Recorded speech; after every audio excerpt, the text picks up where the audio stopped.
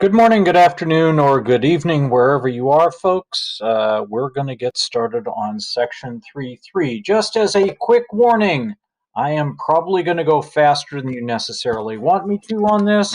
Feel free to, pause, slow me down, whatever the case might be. But today we're going to be messing with rules for differentiation. Before we get into that, we're going to talk a little bit about second and higher order derivatives. In other words, we're not going to just talk about the first derivative. We can talk about the second derivative, which means taking the derivative of a derivative. And yes, that could get rather ugly, but I want you to note, here is one way to represent that there. That's called the, you'll forgive me for my candor, that's y double prime there. Okay, that's just y double prime. What else could we do? Well, we could say dy prime dx, but I'll be honest, you almost never see that one. The one you're going to see a lot more frequently is the one on the end here. D squared y dx squared. This one and this one are pretty much the two you're going to see.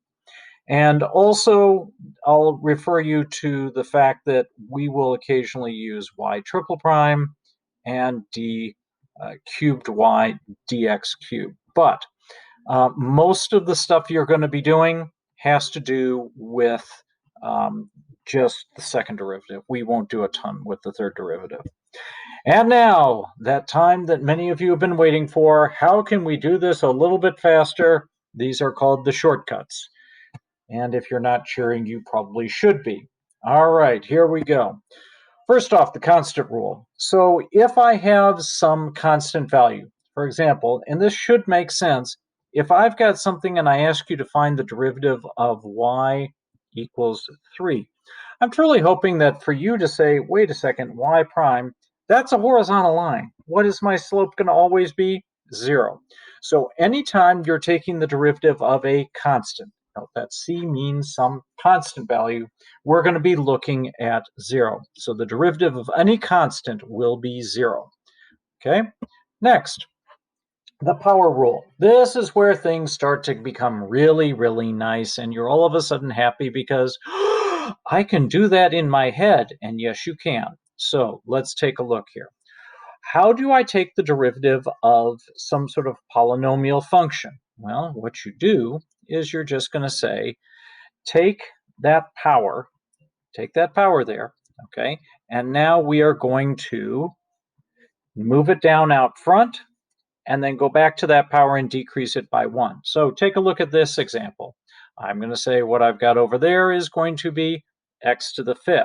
Well, what happens? I move that power down out front, and then I decrease the power by 1, so I should be coming up with that as my answer, which I do. Yay! Not hard. Don't make that difficult. Now, how can they make this more challenging? By making a longer polynomial.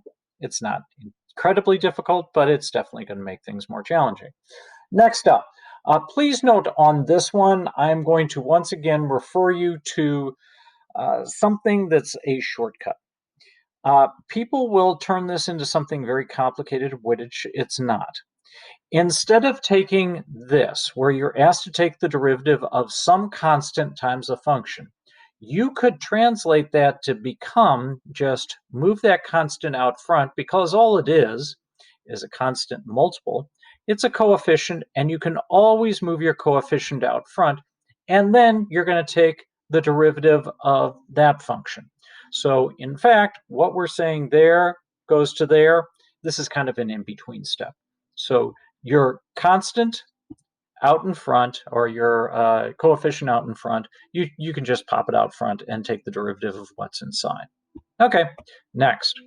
Now, sum and difference rule are going to be something that is almost intuitive.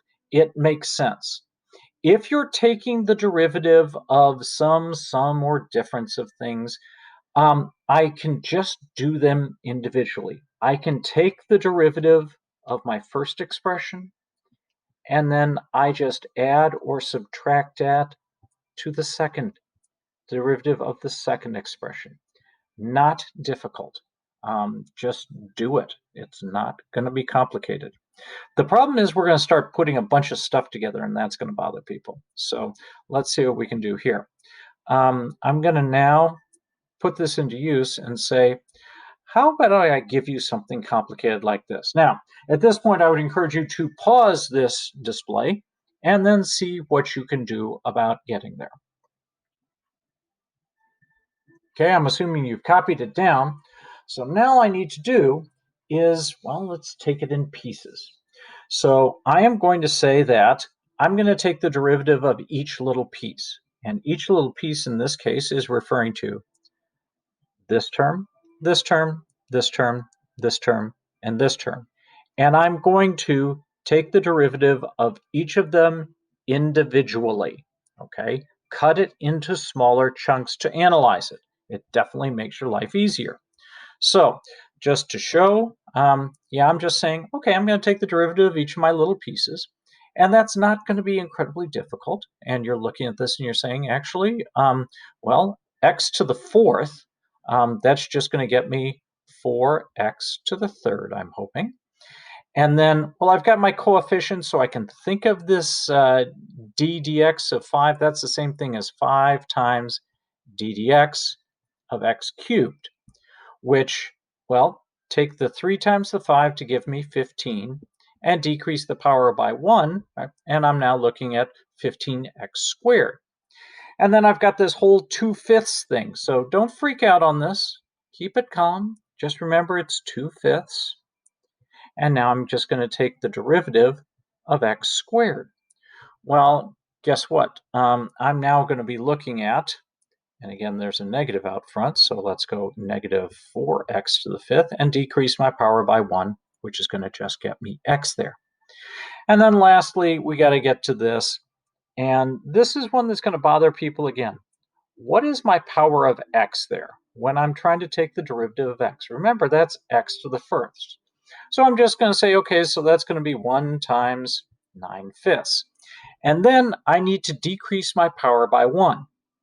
Well, it's currently the first. If I decrease my power by 1, I'm looking at x to the 0. And going back to algebra, what is any number to the 0 power? Technically except for 0. I'm hoping you all remember that that's going to be 1. Okay, so I can even write that in like that if I really need to.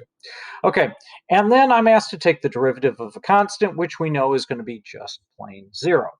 So that's what I've got there. Well, let's see what I end up getting to. And oh, look, I got to the same answer in both cases. Okay, cool on that. So I've now done my first derivative. How about taking the second derivative of that, which is what I'm asked to do right up in here? Well, if I'm going to take the second derivative of that, all I need to do is take my derivative of this function, which is, once again, not that bad. Just take it in smaller chunks. So here we go. Ready, set, here we go. I'm going to take derivatives of each of the little pieces. Cool.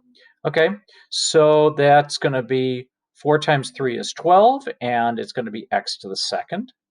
Then 15 times 2 is 30, times x to the, decrease the power by 1, x to the first, minus 4/5, x to the first is going to become x to 0, so it's just going to be 4/5.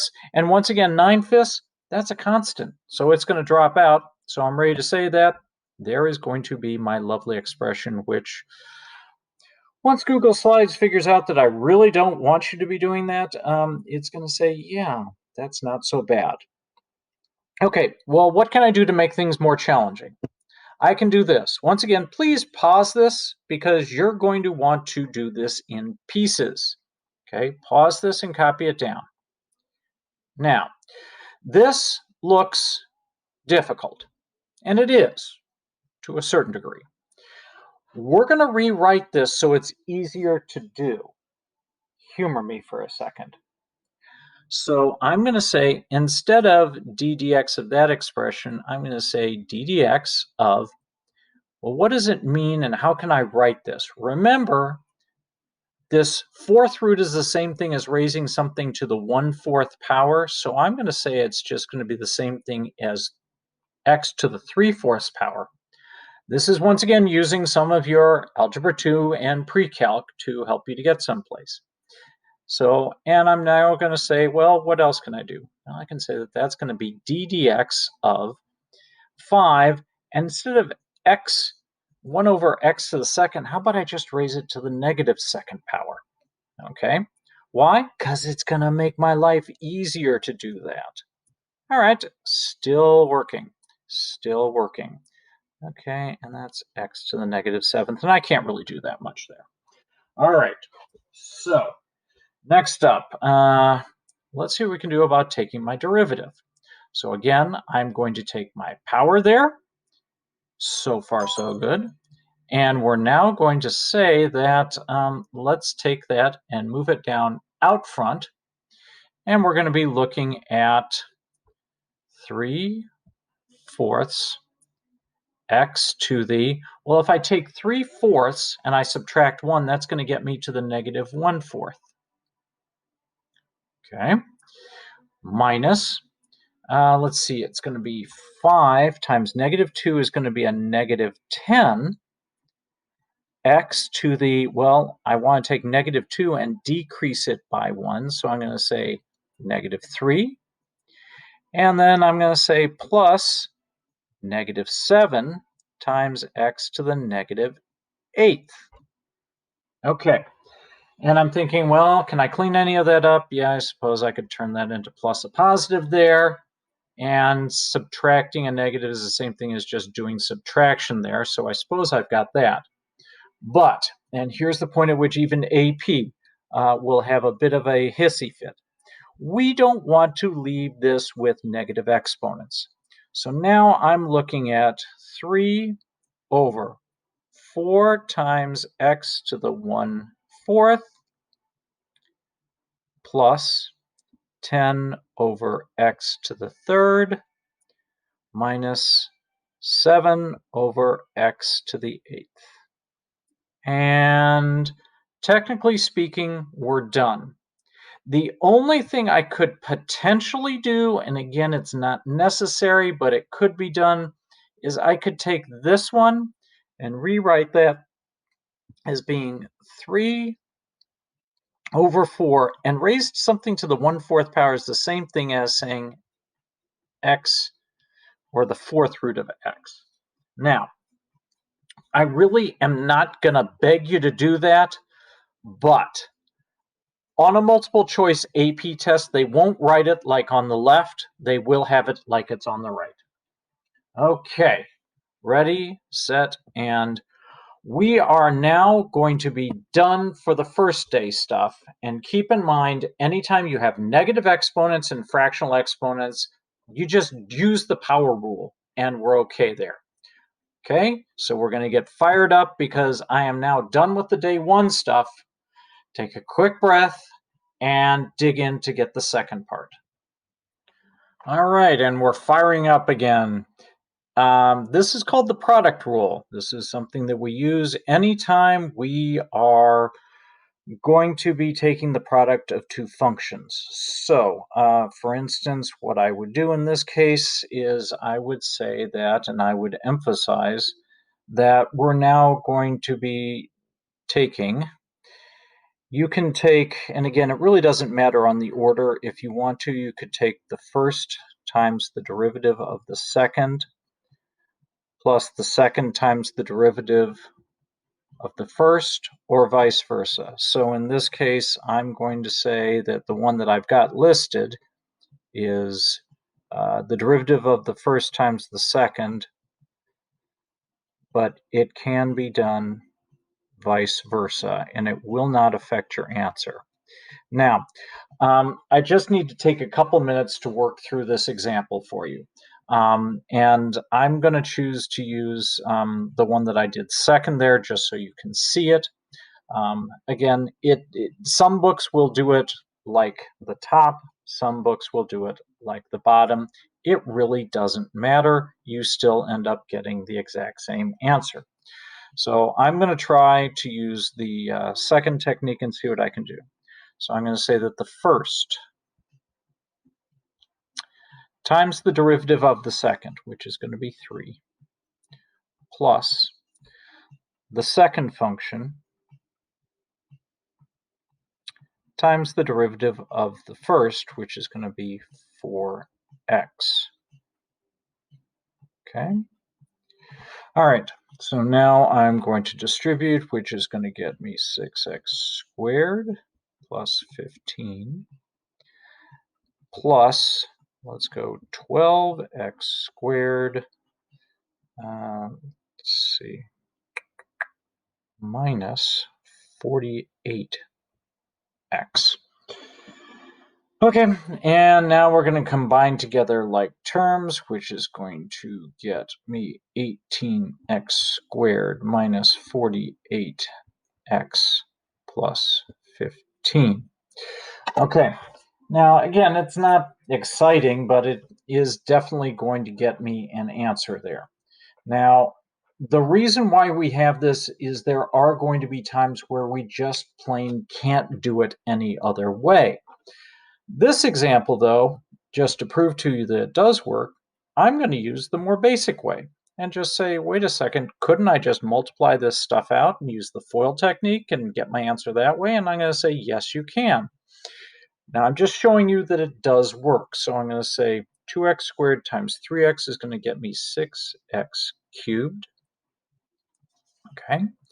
And then my outers are going to get me, let's see, that's a negative 24x squared when I use my outers.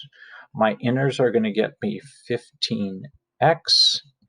And my last is going to get me a negative 60.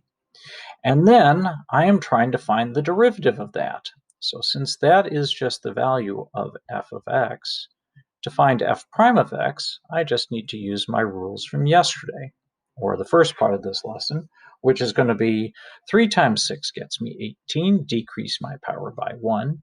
2 times 24 is going to get me 48, decrease my power by 1.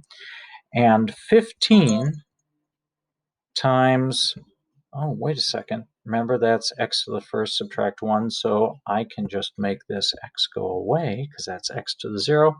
And I'm hoping that many people have now noticed this is exactly the same answer that I got when I did things the more complicated way. Now, please understand that there's a reason why we did it the more complicated way, and that's because it allows us to do things we couldn't otherwise do. So let's now take a look at the quotient rule. And, well, again, pause this to copy it down. Okay, hopefully you got a chance to copy this down. What does it mean? I apologize in advance for the technique that I am about to use because it involves completely humiliating myself, but I've had numerous students tell me that it does help them to memorize it, so that's why I'm continuing onward. Are we ready? I'm going to say that this is just going to be low D high minus high D low all over low low or low squared. Again, now what does it look like in actual practice? It's pretty much going to be the same sort of thing we've done before, except that we just have to be a little bit careful. So I'm going to say that f prime of x is just going to be my low times my derivative of my high minus my high times my derivative of my low all over my denominator squared. Now, most of the time it's not worth it to try and expand the denominator, just FYI, but let's see what we can do about getting some things done. So I'm going to distribute to get me 2x cubed plus 2x, and then I'm going to distribute this negative with my 2x, so I'm going to say that that's going to be minus 2x cubed plus 2x. And that's all over x squared plus 1, quantity squared. And so my expression would just be, in the end, 4x over x squared plus 1, quantity squared. There is no need to try and expand that any further because not even AP will ask you to do that. Next up, let's see what we can do on this. Well, here we go. Symbolic stuff. Okay, I'm going to warn you right now, once again, copy this chart down, and I will tell you, this will be on the AP test, and for those of you who need to take a break, go get some coffee, do so. Here we go. So, first thing we're going to look for on this one is to come up with, oops, I have no idea why it's not advancing. There we go. We're trying to find that there. So, I am going to use my lovely product rule to help me to say, and I'm going to write this out because, again, this is something that's worth it for me to explain. It's going to be the first times the derivative of the second plus the second times the derivative of the first. So what would it look like in terms of my expression here? Well, what we're going to be looking at then is I am looking for what is f of 1. F of 1 is going to be 5. Then I'm looking at g prime of 1, so I'm going to go down here and look, where is g prime of 1? It's way down here, so it's going to be times 4 plus, let's go to and change it up so you can see differently. What is g of 1? Well, g of 1 is negative 2. And what is f prime of 1? Well, that's going to be 11. So I'm now looking at 20 minus 22, which is going to get me negative 2. Guys, I need to emphasize on this. To those of you that want to immediately just jump to this, don't, because AP likes them some symbolic derivative explanations and often will require you to be able to do such.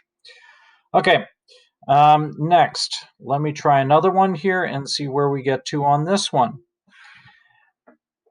d dx of f divided by g of something. And I'll say, all right, let's see what we can do on this. All right, well, let's see what we can do on this one. So I'm going to say low times the derivative of the high minus the high times the derivative of the low all over the low squared. And once again, I'm going to go to my chart and I'm going to say I need to analyze this when x equals 2. So I'm going to find myself g of 2, which is down here and is 7. Now I need to find f prime of 2. F prime of 2 is going to be a half. Yes, I know it's a fraction. You'll survive. Next, changing colors so it's a little more obvious, I'm looking for what is f of 2. F of 2 is 0. Awesome. So this g prime really doesn't matter, but I'll set it up anyway. And then I'm looking at g squared there. Got it. So basically, what I'm looking at here is going to be 7 halves divided by 49, or 7 halves times 1 over 49, which is going to be 7 over 89. Okay, 7 over 89. I'm sorry, 98. I'm speaking dyslexically. Okay, hopefully so far so good. Let's change it up one more time and let's come up with one more example to mess with. How about this one? Now, once again, it may look a little bit confusing, but I'm going to rewrite this in a form that I'm hoping might make things a little bit easier to play with. See, it's just going to be negative 2 times d dx of f plus 5 times d dx of g. Now, do you need to do this? No, I'm just writing it out so that people who need to see it can do it this way. So that means it's just going to be negative 2 times f prime plus 5 times g prime. Okay, so let's just find my values as x equals 1. So let's look. What is f prime at 1? Oh, wait, it's 11, so I'm laying negative 2 times 11. and then plus 5 times, let's see, g prime here is 4. Okay. And then once again, I can multiply it out and get an answer. Not a big deal. All right, so that is probably going to be one of the more annoying sticking points for some people. You might want to rewatch that whole symbolic examples thing. So I am done. Go ahead and get started. Thank you for visiting, and hopefully you got something out of this. Take care.